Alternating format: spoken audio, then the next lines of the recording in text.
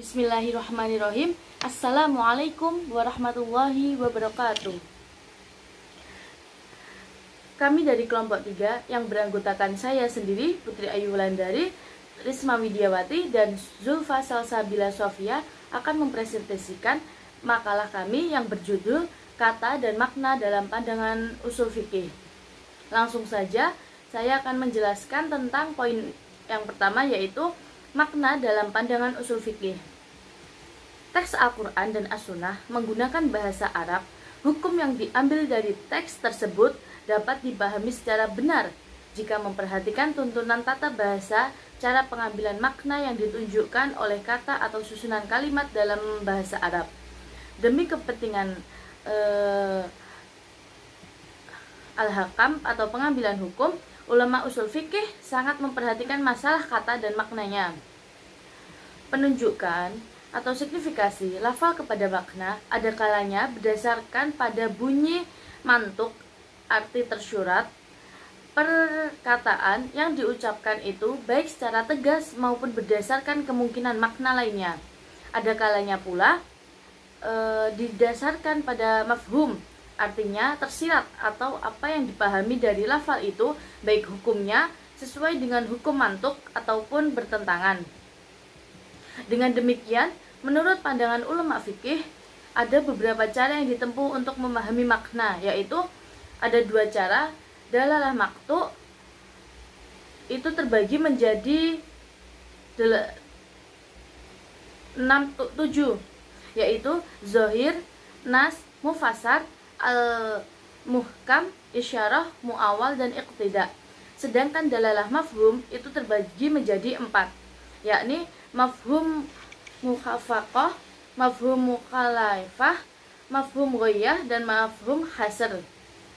Di sini saya akan membahas tentang dalalah maktu. Dalalah maktu yaitu sesuatu yang ditunjukkan oleh lafal pada saat diucapkan, yakni bahwa penunjukan makna berdasarkan materi huruf-huruf yang terucap. Dalam maktu diklasifikasikan sebagai berikut. Yang pertama yaitu zohir. Zohir secara bahasa adalah lafal yang bisa dipahami maknanya secara langsung tanpa adanya kesamaran.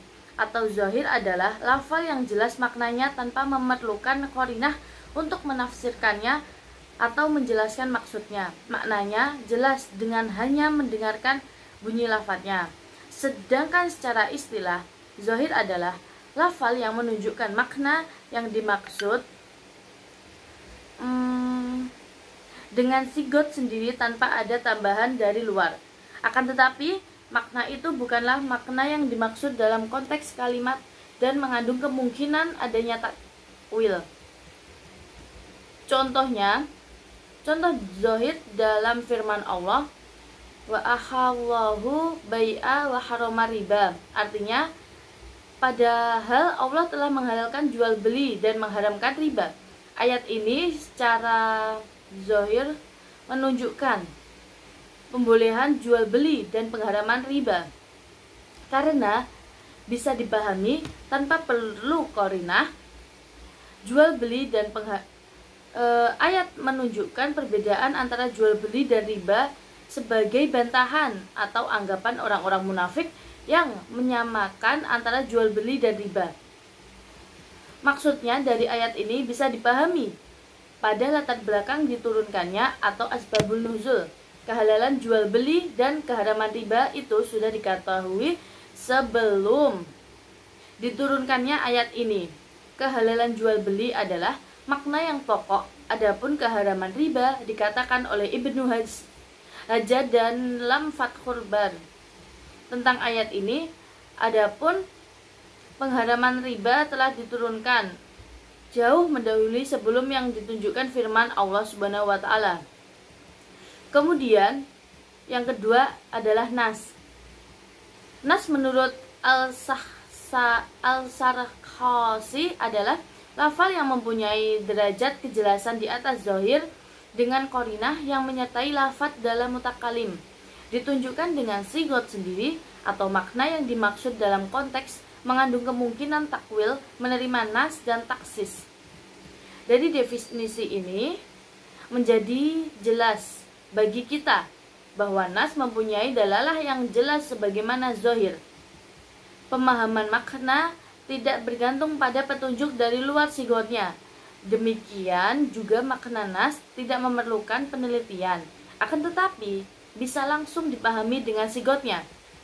Nas lebih jelas daripada zahir, sebab menjadi lebih jelasnya nas dari zahir adalah disebabkan qarinah yang terdapat dalam kalam.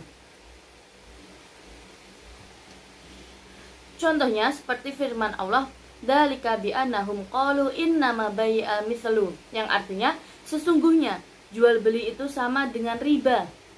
Qarinah ini menunjukkan bahwasanya yang dimaksud dalam konteks ayat wa ahallahu bai'a wa harama riba adalah menafikan persamaan antara jual beli dan riba dan menegaskan perbedaan keduanya sebagai bantahan terhadap orang kafir yang mempersamakan kedua jenis transaksi tersebut. Ayat ini yaitu wa ahalallahu bai'a wa harama riba. Secara zahir, penghalalan jual beli dan pengharaman riba dan nas terhadap perbedaan di antara keduanya. Hukum nas sama dengan hukum zahir, yaitu wajib melaksanakannya sesuai dengan makna yang langsung dipahami dan konteks kalam dalam mengandung kemungkinan takwil, tahsis, dan nas. Kemudian yang ketiga adalah mufassar. Dengan demikian, mufassar adalah lafaz atau kalam yang disertai dengan bayan takriri atau bayan tafsiri, sehingga menjadi lebih jelas daripada nas dan maksudnya bisa dipahami dengan sigot bukan dengan makna muktakalim. Bayan takriri adalah keterangan yang memutuskan kemungkinan adanya tahsis apabila lafaznya am, dan kemungkinan adanya makna metafor dan takwil apabila lafaznya khos, sehingga lafaz menjadi kuat, pasti, dan tegas. Contoh mufassar adalah dalam firman Allah Quran Surat Al-Baqarah ayat 110, wa aqimus sholata wa atuz zakata. Ayat di atas adalah perintah untuk menegakkan sholat dan menunaikan zakat secara mujmal. Kemudian yang keempat yaitu al-muhkam. Al-muhkam adalah lafaz yang menunjukkan makna yang dimaksud yang memang didatangkan untuk makna itu. Lafaz ini jelas pengertiannya, tidak menerima lagi adanya takwil dan tahsis. Bahkan terkadang disertai dengan ungkapan yang menunjukkan bahwa lafaz itu tidak menerima adanya nas. Contohnya adalah firman Allah, fa'lamullahu la ilaha illallah, artinya maka ketahuilah bahwa sesungguhnya tidak ada Tuhan yang hak melainkan Allah.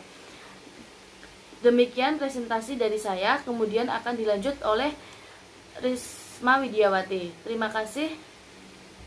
Assalamualaikum warahmatullahi wabarakatuh. Saya Risma Widiawati. Saya akan meneruskan presentasi dari saudari Putri, yaitu isyarat. Isyarat yaitu signifikasi sebuah lafal bergantung pada makna yang pada dasarnya memang tidak dimaksudkan dalam teks.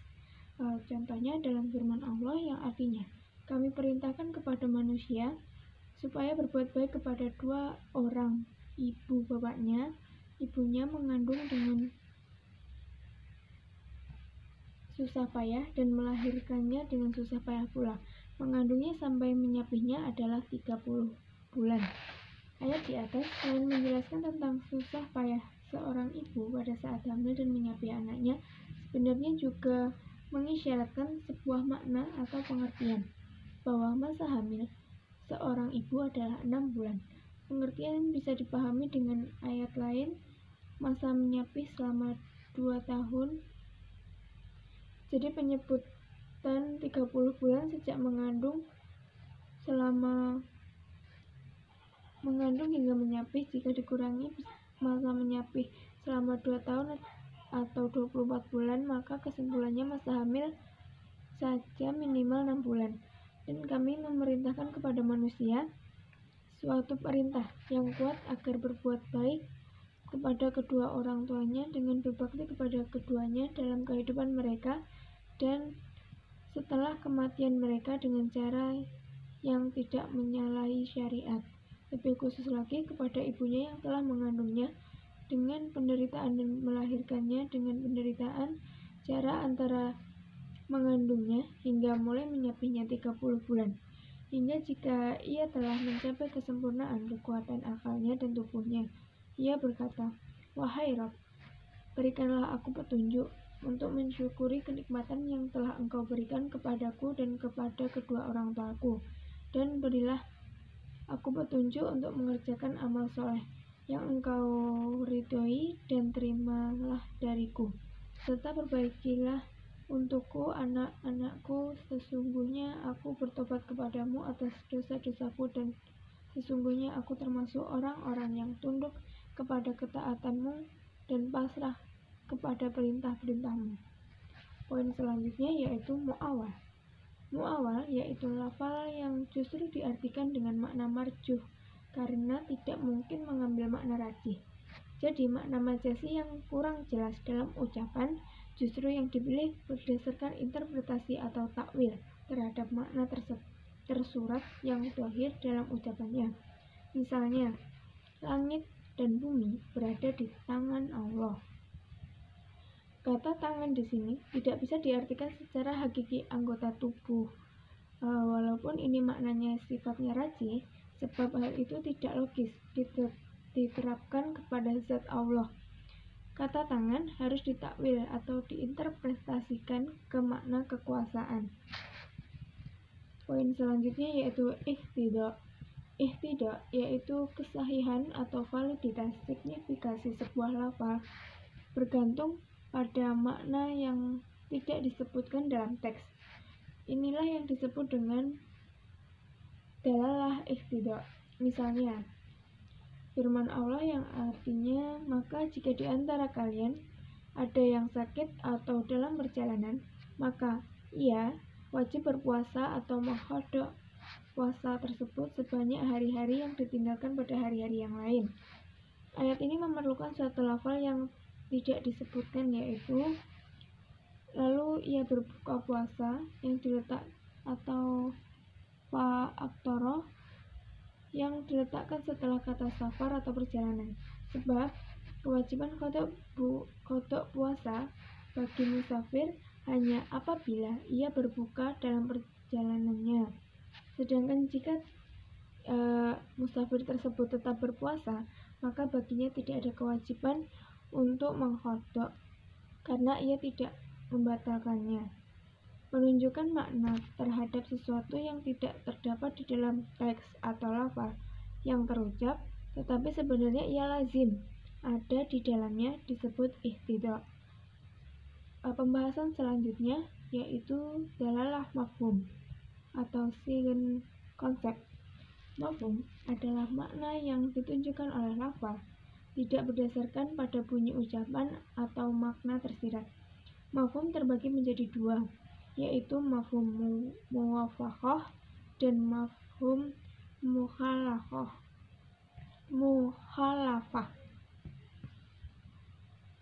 Pembahasan yang pertama yaitu mafhum mukhalafah.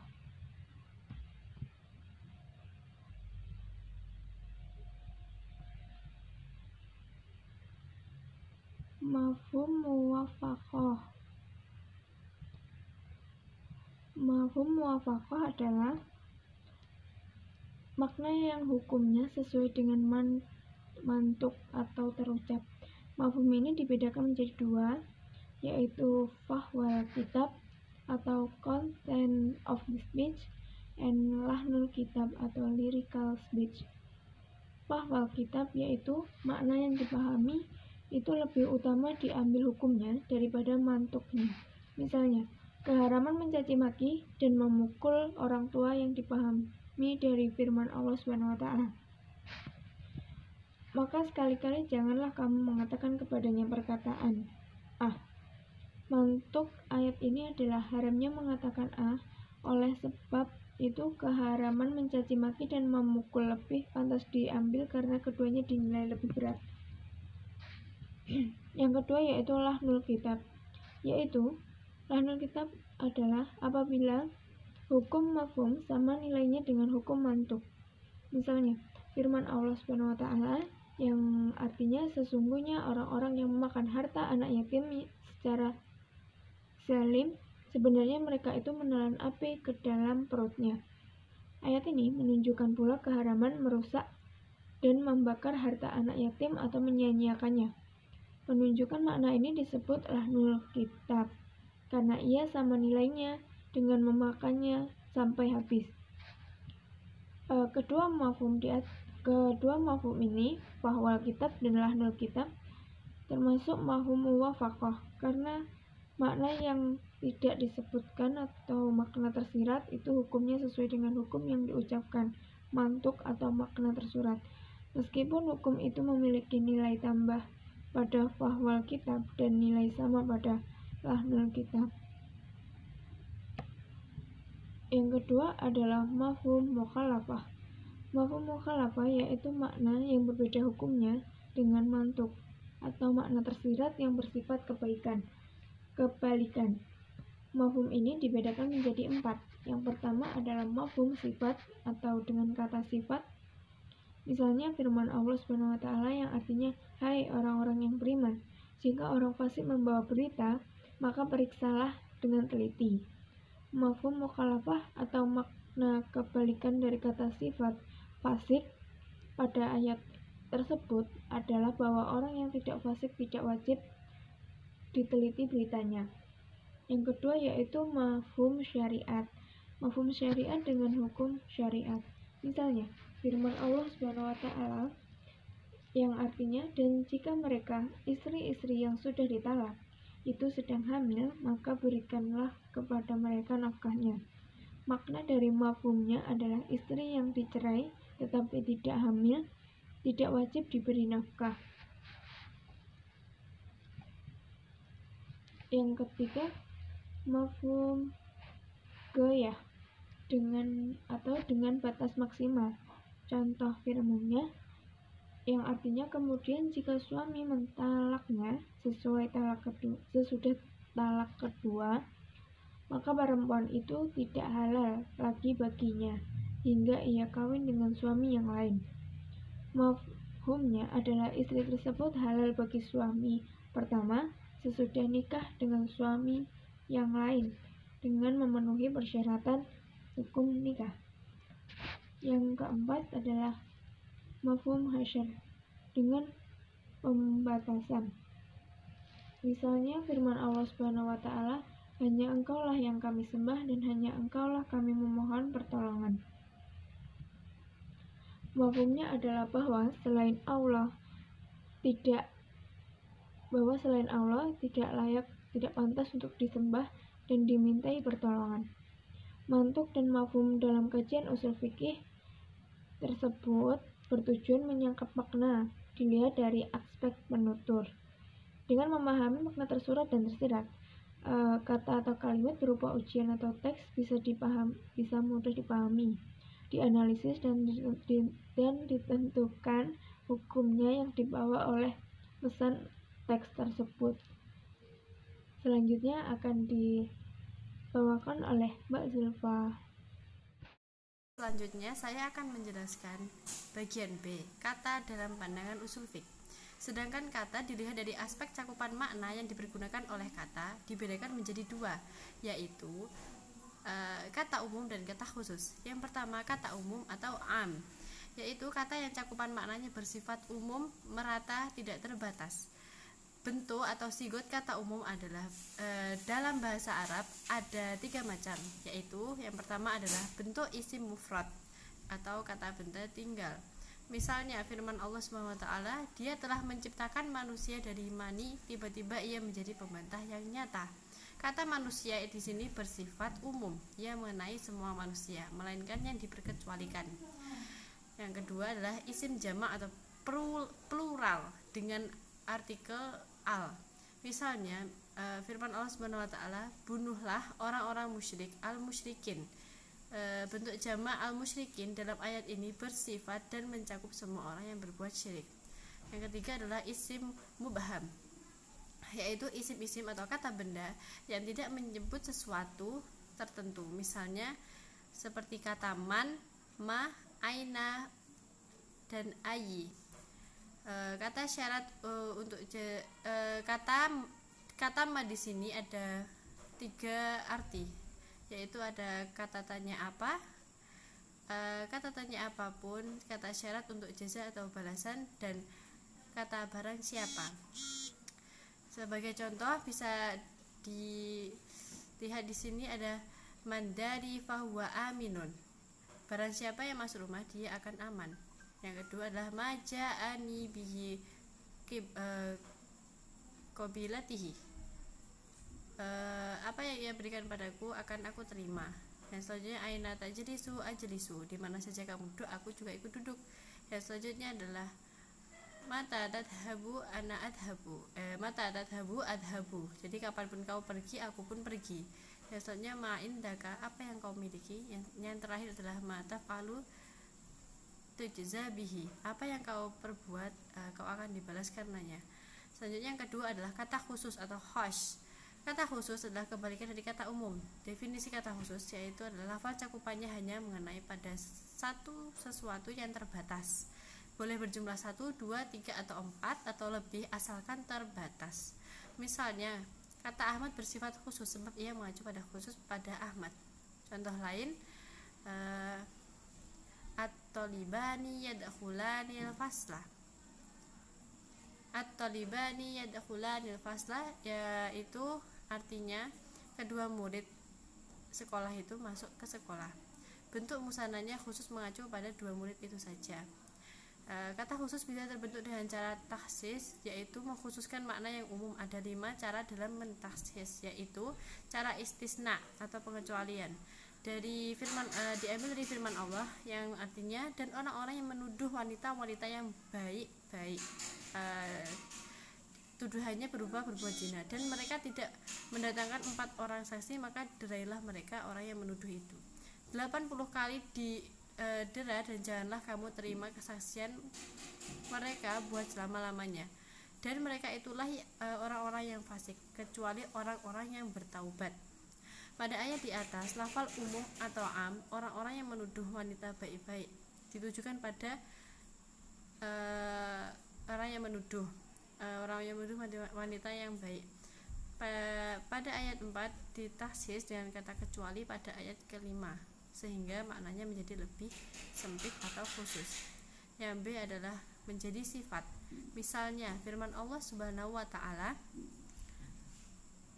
rabbakumul lati fi hujurikum min nisaikumul lati dakhaltum bihinna, yang artinya bisa dibaca sendiri.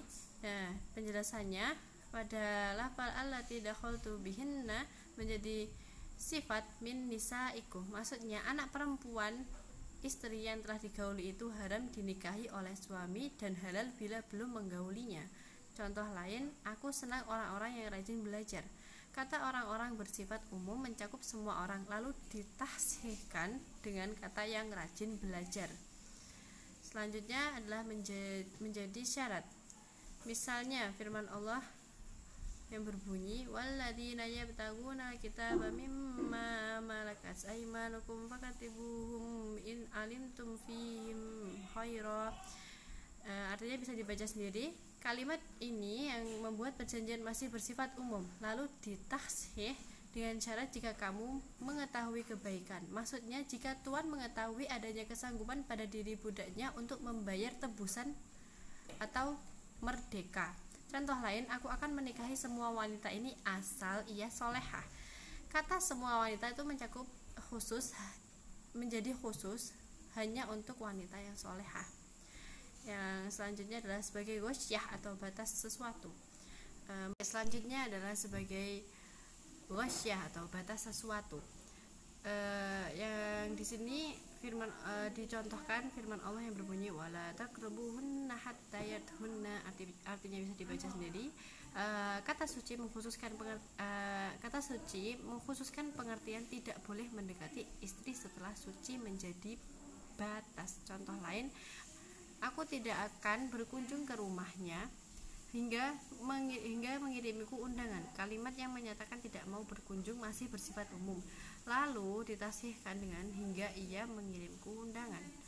Yang selanjutnya adalah sebagai badal atau pengganti. Yang dimaksudkan pengganti adalah badal ba'da min kulli, yaitu pengganti yang bersifat sebagian dari kata asal yang bersifat keseluruhan. Misalnya yang diambil dari firman Allah, wallahu 'alan nasi hajjul baita man istata'a ilaihi sabila. Ya, lafal man istata'a ilaihi sabila adalah badal dari kata istata'a, sehingga kewajiban haji masih bersifat menyeluruh atas semua manusia. Ditashih dengan kata pengganti, sehingga hukum wajib haji hanya bagi orang yang sanggup perjalanannya yang melaksanakan perjalanan ke Baitullah. Bila dilihat dari aspek makna yang dipakai, kata dibedakan menjadi kata yang bermakna yang aslinya atau bermakna lain, yaitu seperti majaz. Selanjutnya, hakikat atau makna asli, yaitu kata yang dalam penggunaannya tetap menurut makna sebenarnya. Misalnya kambing gembong. Gembong artinya adalah pejantan. Termasuk bagian hakikat lugawi, kata dalam percakapan sudah dipakai sebagai istilah. Sehingga ibu kota artinya kota pusat. Hakikat terbagi menjadi 3 jenis, yaitu hakikat lugawi, yaitu hakikat yang dalam penggunaannya secara bahasa tetap menurut makna yang sebenarnya. Misalnya harimau untuk nama seekor binatang buas. Yang selanjutnya hakikat syar'i, yaitu kata yang penggunaannya menurut syariah agama tetap menurut makna sebenarnya. Misalnya sholat untuk nama suatu ibadah yang tertentu dimulai dari takbir dan diakhiri dengan salam.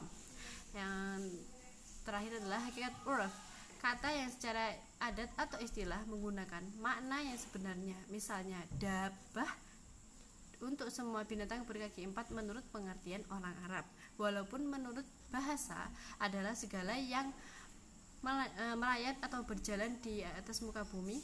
Contoh lain adalah fa'il untuk semua isim yang telah maklum menurut istilah ahli nahwu. Mungkin sekian dari saya. Jika ada kurang lebihnya sekian dari kami. Jika ada kurang lebihnya mohon maaf. Wassalamualaikum warahmatullahi wabarakatuh.